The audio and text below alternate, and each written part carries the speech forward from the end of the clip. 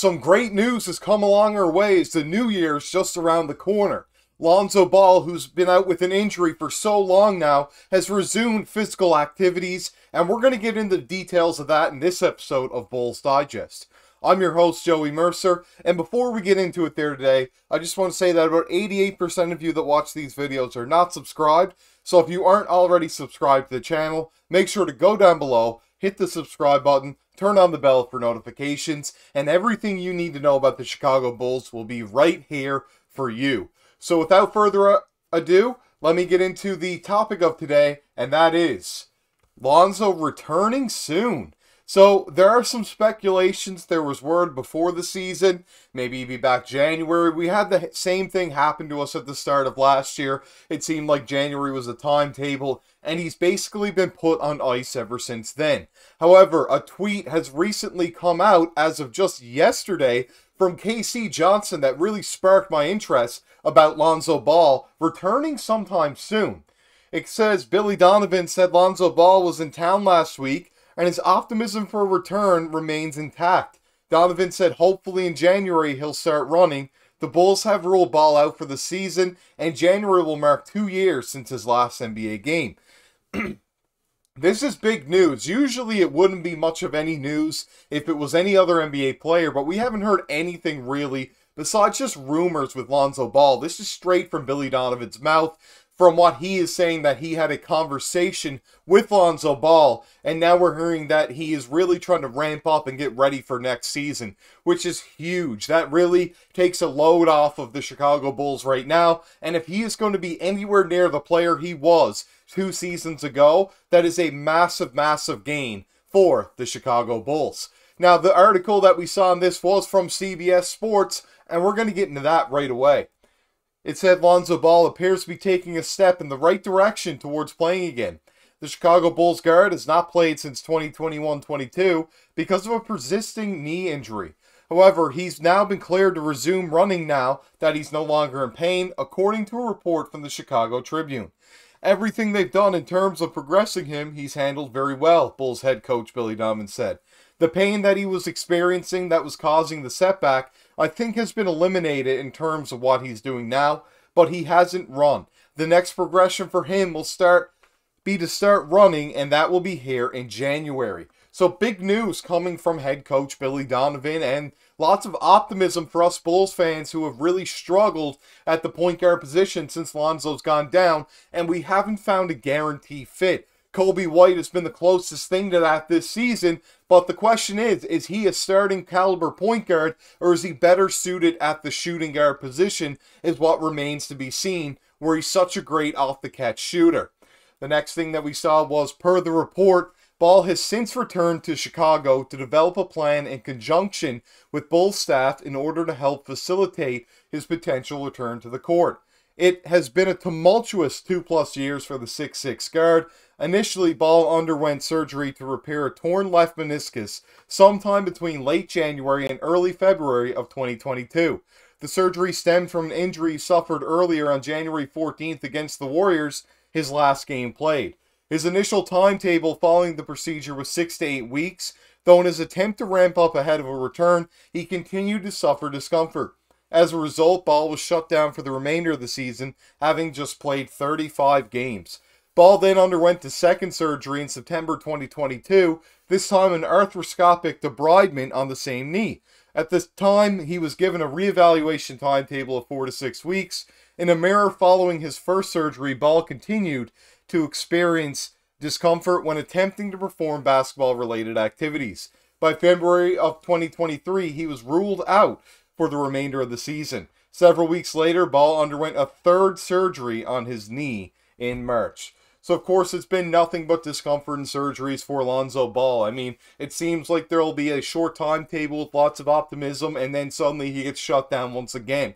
There's lots of hope for me here personally that when he starts to run again in January, things go smoothly and he can finally resume on-court activities and be ready for the start of next season. I'm sure Lonzo Ball does not want to be away from the NBA or basketball when he was on pace to become such a great player and even potentially an all-defensive candidate type of player. That is exactly what you want on any team, and he seemed like the perfect point guard to put in a starting lineup for almost any team in the league. It's important to also note that Lonzo Ball is really not the player that was thought to be drafted. It seems as if he's even better than that on the defensive end. The playmaking wasn't quite as good as it was, but he is still very good at making those stretch long passes and seeing people where you probably wouldn't see them that often. His three-point shooting, when he came to the league, he had to really adjust his jump shot because it just wasn't suited for the NBA style of play and wasn't that great of a jump shot, blocking his vision most of the time. Now his jump shot is great the last time that we saw it, and he hits a high percentage of his three-pointers, and really, like, I can't stress enough how good of a fit he was on the Chicago Bulls in that 2021-22 season, in which they were like first in the East when he went down, which is crazy to see that he was so impactful on that team. Next thing we saw was he received a cartilage transplant and was ruled out indefinitely following the procedure. In July, the NBA granted the Bulls a disabled player exception for Ball. The total amount given to the Bulls was $10.2 million, and followed news that the guard would miss the entirety of the 2023-24 season. Still, even if the 26-year-old isn't expected to play during the current campaign, this development in his recovery is significant. The two-way guard played some of the best basketball of his young career in his first 35 games with Chicago. His counting stats dropped while serving as Zach LaVine's backcourt partner, but he remained an above-average playmaker and defender while shooting a career-high 42.3% from beyond the arc. In his limited time with the franchise, Ball averaged 13 points, 5 rebounds, and 5 assists. Additionally, he provided a steady hand on defense for a Bulls team that expected to compete. So, the interesting thing there is Lonzo Ball's playmaking. Yes, the 5 assists are not that great for a starting point guard, and a lot of it had to do with him not having the ball in his hands as much. But when we're going to look into some stats here at the end of the video, you can see that his defense is what really shone through for Lonzo, along with his three-point shooting. It wasn't the playmaking, which everybody has known him to be known for, sorry. Next thing we saw in the article was Ball, who was taken with the number 2 overall pick in the 2017 NBA draft, was part of a sign and trade deal between the New Orleans Pelicans and Bulls. The agreement had Ball signing a 4-year, $85 million contract in exchange for Thomas Satoransky, Garrett Temple, and a second-round pick. He has a player option for the 2024-25 season. Assuming that he picks up the option, he'll become a free agent ahead of the 2025-26 season at 28 years old. When this signing initially happened, I was super pumped for it. I didn't think that Lonzo had that great of an NBA career up to that point, but seemed to be turning things around in New Orleans before being traded to Chicago. Giving up Thomas Satoransky and Garrett Temple was essentially nothing at the time, and still does mean nothing, and the second-round pick is neither here nor there. Getting Lonzo Ball in return on a solid contract while taking a gamble at a okay price around $20 million made sense. The fact he's missed time means that he hasn't lived up fully to that contract, but I still think it was the right move at the time and hope to see him back on the court soon. Now let's look at some of those stats from that 35-game span that he had with the Chicago Bulls in a advanced way on Crafted NBA like we like to do here on Bulls Digest. Next thing we saw, and I'll just get out of my way there, it says the real true shooting percentage we can see is 74th percentile, which is up the upper half of the league for sure. He's a very good when it comes to his true shooting percentage. That's the combination, of course, of field goal percentage, free throw, and three-point. His shot quality above league average at 61, but he never gets to the free throw line.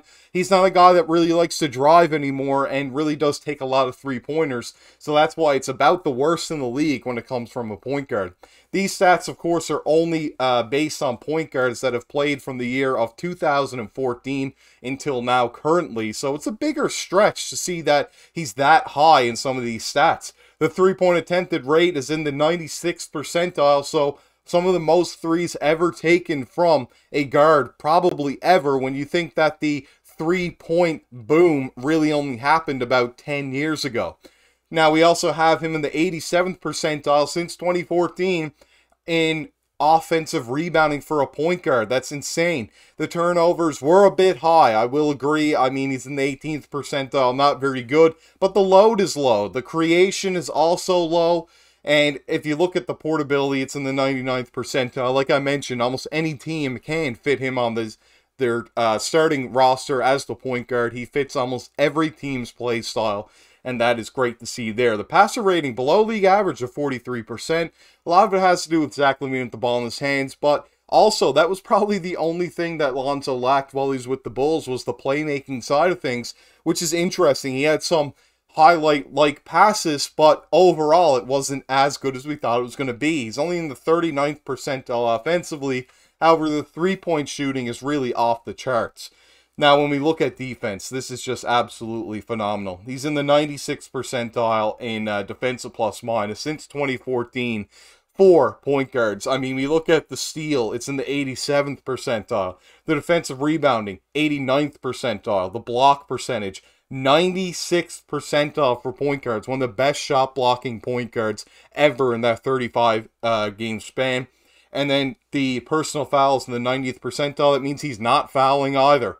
That you're just not getting any better out of a defensive point guard than Lonzo Ball had in that 35 game span.